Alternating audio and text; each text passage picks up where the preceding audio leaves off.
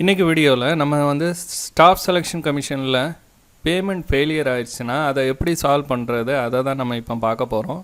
நீங்கள் வந்து சர்வர் பிஸியாக இருக்கிற நேரம், இல்லைனா கடைசி டெட்லைன் நேரம், இல்லைனா லாஸ்ட்டு டேட்டு, இந்த மாதிரி நேரத்தில் பே பண்ணும்போது வந்து பேமெண்ட் வந்து ஃபெயிலியர் ஆகிறதுக்கு வாய்ப்பு இருக்குது. அப்படி ஃபெயிலியர் ஆயிடுச்சுன்னா அது வந்து நீங்கள் வந்து திருப்பி 2வது தடவை நீங்கள் பே பண்ணும்போது நீங்கள் 2வது தடவை பே பண்ண முயற்சிக்கும் போது நீங்கள் வந்து பண்ண முடியாது. அது வந்து SSC Payment has already been initiated அப்படின்னு நீங்கள் வந்து மெசேஜை தான் நீங்கள் பார்ப்பீங்க. நீங்கள் வந்து 2வது தடவை ட்ரை பண்ணாலும் உங்களால் வந்து பேமெண்ட் பண்ண முடியாது. அந்த மாதிரி நேரத்தில் நீங்கள் ஒரு ஆப்ஷன் இருக்குது. நீங்கள் ஆஃப்லைன் வழியாக என்ன பண்ணிக்கலாம், பேமெண்ட் வந்து கட்டிக்கலாம். இருந்தாலும் நீங்கள் ஆஃப்லைன் வழியாக கட்ட முடியல, இல்லைன்னா பேங்க் வந்து பக்கத்தில் இல்லை, அப்படி உள்ள சூழ்நிலையில் வந்து நம்ம வந்து பேமெண்ட் ப்ராப்ளமை வந்து எப்படி சால்வ் பண்ணலான்னு தான் இந்த வீடியோவில் பார்க்க போகிறோம். வாங்க நம்ம வீடியோக்குள்ளே போவோம்.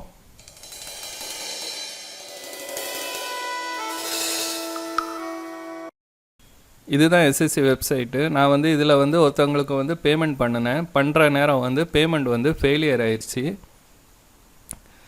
என்கிட்ட வந்து அமௌண்ட் வந்து டெபிட் பண்ணலை, என் அக்கௌண்ட்லேருந்து அமௌண்ட் வந்து டெபிட் ஆகலை.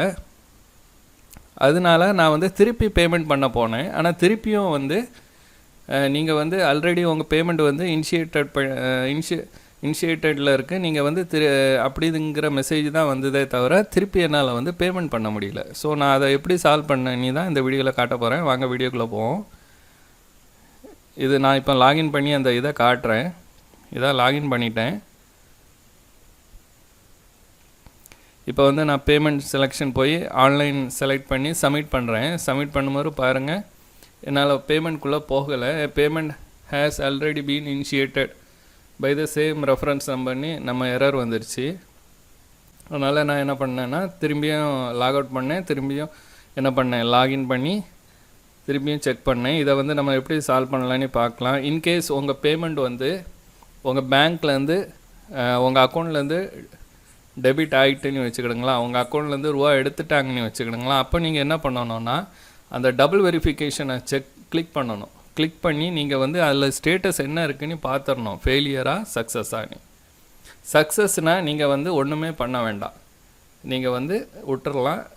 இதே இது ஃபெயிலியராக இருந்துச்சுன்னா, ஸ்டேட்டஸ் வந்து ஃபெயிலியராக இருந்துச்சுன்னா நீங்கள் வந்து திருப்பி பேமெண்ட் பண்ணி தான் ஆகணும்.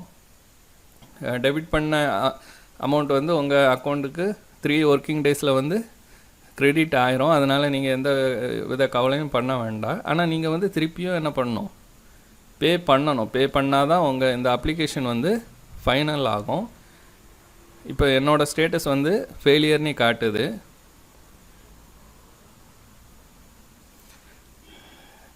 நீங்கள் வந்து அதனால் என்ன பண்ணுங்கள், உங்கள் அக்கௌண்ட்டில் டெபிட் ஆகிட்டா ஆகலையான்னு செக் பண்ணிக்கிடுங்க. செக் பண்ணிவிட்டு இந்த டபுள் வெரிஃபிகேஷனை வந்து கிளிக் பண்ணி ஸ்டேட்டஸ் வந்து SSCயில் வந்து கன்ஃபார்ம் பண்ணிக்கிடுங்க. நான் இதை எப்படி சால்வ் பண்ணேன்னா, ஒன்றும் இல்லை, நீங்கள் வந்து லாகின் பண்ணிக்கிடுங்க. பண்ணிக்கிட்டு அப்ளிகேஷன் ஸ்டேட்டஸ் பார்த்துக்கிடுங்க, இன்கம்ப்ளீட்டாக தான் இருக்குது.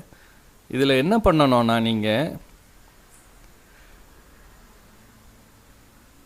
பே பண்ணுறதுக்கு முன்னாடி, நீங்கள் ஒருக்கா ஆன்லைன் பேமெண்ட் செக் பண்ணுறதுக்கு முன்னாடி டவுன்லோட் ஆஃப்லைன் செல்லானை வந்து கிளிக் பண்ணிக்கணும். கிளிக் பண்ணி அந்த செல்லானை டவுன்லோட் பண்ணிடணும். டவுன்லோட் பண்ணிவிட்டு நீங்கள் வந்து பேமெண்ட் போனீங்கன்னா அந்த இது வந்து போயிடும். இப்போ வந்து நீங்கள் வந்து என்ன பண்ணிக்கலாம், பேமெண்ட் வந்து திருப்பி பண்ணிக்கலாம். இதில் ஒன்றும் இல்லை, அந்த ஆப்ஷன் தான். ஆஃப்லைன் செல்லானை வந்து நீங்கள் டவுன்லோட் பண்ணிக்கணும். டவுன்லோட் ஒர்க்கை பண்ணிட்டீங்கன்னா அந்த ஆன்லைன் வந்து ஆல்ரெடி இனிஷியேட்டட் ப்ராப்ளம் வந்து சால்வ் ஆயிரும். அதுக்கு பிறகு பேமெண்ட்டுக்குள்ளே போகும். இது வழியாக நீங்கள் உள்ளே போய் என்ன பண்ணிக்கலாம், பேமெண்ட் வந்து பண்ணிக்கலாம். இந்த வழியாக நீங்கள் வந்து என்ன பண்ணிக்கலாம், உங்கள் பேமெண்ட் ப்ராப்ளம் வந்து SSCயில் வந்து சால்வ் பண்ணிக்கலாம். நீங்கள் பேமெண்ட் ஸ்டக் ஆகிட்டேன்னு நினைக்க வேண்டாம். உங்கள் பேங்க்கில் வந்து உங்கள் அக்கௌண்ட்லேருந்து டெபிட் பண்ணியிருக்காங்களா இல்லையான்னு செக் பண்ணிக்கிடுங்க. அப்படி டெபிட் பண்ணியிருந்தாங்கன்னா நீங்கள் என்ன பண்ணணுன்னா, நேராக போய் டபுள் பேமெண்ட் வெரிஃபிகேஷனில் கிளிக் பண்ணி ஸ்டேட்டஸை வந்து செக் பண்ணிக்கணும். அது சக்ஸஸாக ஃபெயிலியரானு பார்த்துக்கணும். அது வந்து சக்ஸஸ்னால் விட்டுருங்க, ஃபெயிலியர் ஆயிடுச்சுன்னு வச்சுக்கிடுங்களா. ஃபெயிலியர் ஆயிடுச்சுன்னா ஒன்றும் இல்லை, நீங்கள் வந்து அந்த ஆஃப்லைன் செல்லானை வந்து கிளிக் பண்ணிக்கிடுங்க. ஆஃப்லைன் செல்லானை கிளிக் பண்ணி டவுன்லோட் பண்ணிக்கிடுங்க. பண்ணிக்கிட்டு திருப்பி பேமெண்ட் ஆப்ஷனில் போய் ஆன்லைன் செலக்ட் பண்ணி நீங்கள் பே பண்ணிக்கலாம். இல்லைனா நீங்கள் என்ன பண்ணிடலாம், ஆஃப்லைன் செல்லானா இது பண்ணிவிட்டு பேங்க்குக்கு போக முடிஞ்சிச்சுன்னா நீங்கள் ஆஃப்லைன் வழியாகவும் பே பண்ணிக்கலாம். இந்த விதமாக நீங்கள் வந்து என்ன பண்ணிக்கலாம், எஸ்எஸ்சி பேமெண்ட் ப்ராப்ளம் வந்து சால்வ் பண்ணிக்கலாம். முடிஞ்ச வரை நீங்கள் என்ன பண்ணுங்கள், லாஸ்ட் டேட்டில் வந்து அப்ளை பண்ணாதீங்க. ஒரு இனிஷியலாகவும் கொஞ்சம் பிஸியாக இருக்கும் சர்வர், லாஸ்ட்லேயும் ஒரு வாரமும் கொஞ்சம் பிஸியாக இருக்கும். நீங்கள் வந்து இடப்பட்ட நேரத்தில் வந்து நீங்கள் எஸ்எஸ்சிக்கு அப்ளை பண்ணிங்கன்னா ஈஸியாக இருக்கும். நீங்கள் வந்து உங்கள் பேமெண்ட்டை வந்து ஈஸியாக எந்த வித ப்ராப்ளம் இல்லாமல் ஈஸியாக வந்து ஆன்லைன் பேமெண்ட்டை வந்து சப்மிட் பண்ணிக்கலாம்.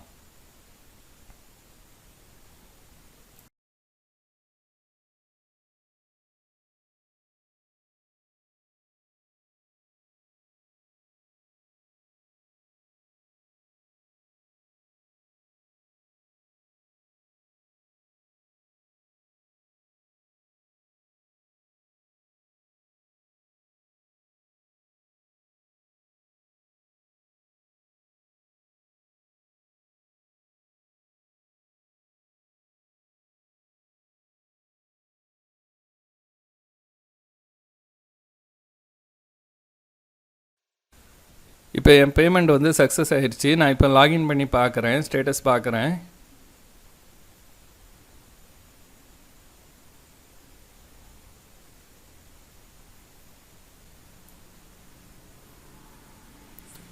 இப்போ பேமெண்ட் ஸ்டேட்டஸ் பார்க்குறேன், பார்த்தீங்களா சக்ஸஸ்னே ஆகிடுச்சு. பார்த்தீங்களா, இந்த விதமாக நீங்கள் வந்து என்ன பண்ணிக்கலாம், பே பண்ணிக்கலாம். டபுள் வெரிஃபிகேஷனும் செக் பண்ணி நீங்கள் வந்து உங்கள் ஸ்டேட்டஸை வந்து செக் பண்ணிக்கலாம். இந்த விதமாக நீங்கள் வந்து எல்லா பேமெண்ட் ப்ராப்ளமும் எஸ்எஸ்சியில் வந்து சால்வ் பண்ணிக்கலாம்.